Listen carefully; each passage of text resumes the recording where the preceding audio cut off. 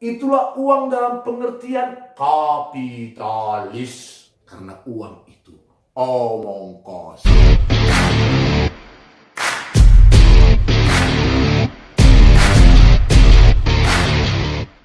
Sebong kembali menyapa. Hai semuanya.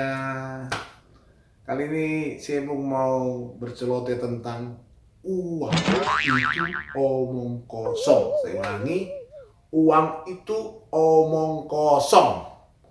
Uang itu omong kosong. Uang itu omong kosong. Bagi orang awam yang mungkin ya wawasan keuangannya terbatas, dia hanya mengenal satu kata, uang, atau bahasa asingnya money. Dia berpikir uang itu berasal dari gaji atau laba usaha yang kemudian kita belanjakan sesuai dengan pendapatan. Ya, kalau ada lebih kita tabung. Tapi ada juga orang yang menyebut uang itu adalah arus terus-menerus. Kurensi. Perhatikan ini. Dia tidak menyebut uang, tapi arus. Ya, sama seperti kayak arus listrik. Kalau dianalogikan, uang menjadi sumbu negatif dan aktivitas menjadi sumbu positif.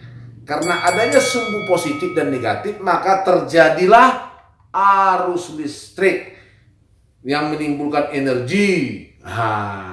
Sehingga dalam bahasa keuangannya roda ekonomi tetap berjalan tanpa henti. Rekening di bank atau perusahaan disebut rekening harus. Bagi mereka, uang bukan lagi selembar kertas. Bukan hanya alat transaksi. Bukan. Tapi uang sebagai sarana yang menghubungkan satu sumber dengan sumber daya lainnya, agar terus terjadi hubungan arus yang tiada henti dan menimbulkan energi. Contoh, bagaimana menghubungkan sumber daya manusia dan sumber daya material. Bagaimana menghubungkan sumber daya manusia dengan sumber daya material? Sumber daya material dengan sumber daya uang. Sumber daya uang dengan sumber daya pasar, dan lain sebagainya. Terjadilah sebuah sistem yang harmonis. Selagi hubungan antara sumber daya itu terus menyebabkan arus, maka itulah uang yang sebenarnya. Itulah uang dalam pengertian kapitalis, di mana sebetulnya uang itu omong kosong.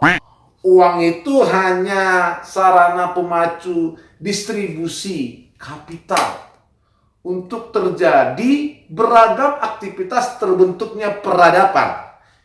Jadi bukan soal jumlah berapa banyak uang yang kita kumpulkan, tetapi berapa banyak aktivitas usaha yang bisa dikembangkan oleh uang. Untuk menjaga momentum hubungan itu, uang tidak harus berupa uang kertas atau emas, tapi bisa juga dalam bentuk lembaran obligasi umum. Ingat, obligasi umum. Tidak harus obligasi umum, bisa juga obligasi khusus. Obligasi khusus juga ada. Tidak harus obligasi khusus, bisa juga obligasi sintetik, begitu seterusnya. Jadi kemungkinan itu tetap ada. Dari beragam jenis uang itulah pasar terbentuk. Dari pasar yang diatur oleh secara umum sampai yang diatur secara khusus seperti OTC. Apa itu OTC? Over the counter. Adalah pasar yang terdesentralisasi tanpa ada pusat lokasi fisik. Di mana para pelaku pasar bertransaksi satu sama dengan lain yang terhubung melalui berbagai media komunikasi seperti telepon, email, atau di bawah naungan electronic trading system. Jenis penerapannya bisa jangka pendek, menengah, panjang. Penjelasannya bisa melalui opsi beli atau jual, bisa juga diserahkan nanti atau dibayar sekarang atau sebaliknya. Bukankah itu semua hutang? Ya, benar. Tapi bukan hutang seperti persepsi kita yang hanya tahu bahwa berupa lembaran kertas atau logam mulia koin. Bukan. Tapi itulah currency. Selagi arus atau current terus terjadi ditandai dengan aktivitas usaha yang tidak berhenti, maka tidak ada hutang yang perlu dikhawatirkan. Tiada utang yang perlu dikhawatirkan. Mengapa? Karena current mempunyai energi yang bisa dengan otomatis menciptakan hutang baru atau uang baru. Itulah the miracle of capital. Akan terus begitu. Kalau uang di tangan kita tidak sampai menyebabkan terjadinya arus, ini kalau ada uang tapi tidak sampai menyebabkan arus berkesinambungan, maka kita telah tertipu oleh sistem. Mengapa? Karena kita akan terjebak dengan sikap pelit. Menyimpan uang, takut berbagi. Menyimpan uang, takut ambil resiko bisnis. Hanya masalah waktu. Kita akan menjadi orang paling miskin dan bego di dunia. Uang itu akan menjauhkan kita dengan lingkungan. Dan pada waktu bersamaan membuat kita rakus nih. Berkonsumsi atau lemah berproduksi. Yang justru merusak jiwa dan psikis diri sendiri.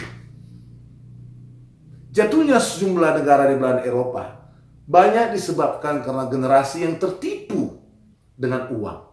Mereka gila menabung dan berinvestasi pada produk tanpa barang. Mereka menciptakan money game. Laba tercipta tapi tidak ada pabrik yang terbangun. Akhirnya arus atau currency lambat lawan melemah. Karena sektor real sebagai sumbu positif semakin kehilangan daya tarik.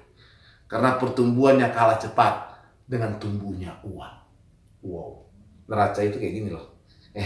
Gitu ya, nggak stabil ya. Hal berbeda terjadi dengan Cina. Kita juga harus perlu belajar.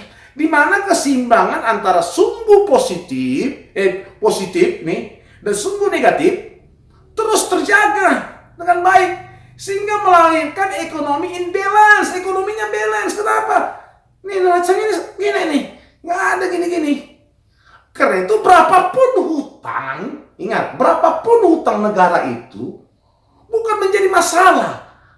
Harus terjadi karena barang, jasa, dan uang terus menciptakan energi tidak henti. Sumbu positif dan sumbu negatif mengalami kolaborasi yang begitu indah. Jangan takut dengan hutang apabila kita mampu menjaga keseimbangan antara sumbu positif dan negatif. Harus ada arus yang tercipta. Agar apa? Kita tidak takut dengan namanya hutang. Karena uang itu omong kosong. Oke, ketemu lagi dengan saya dengan celoteh-celotehnya.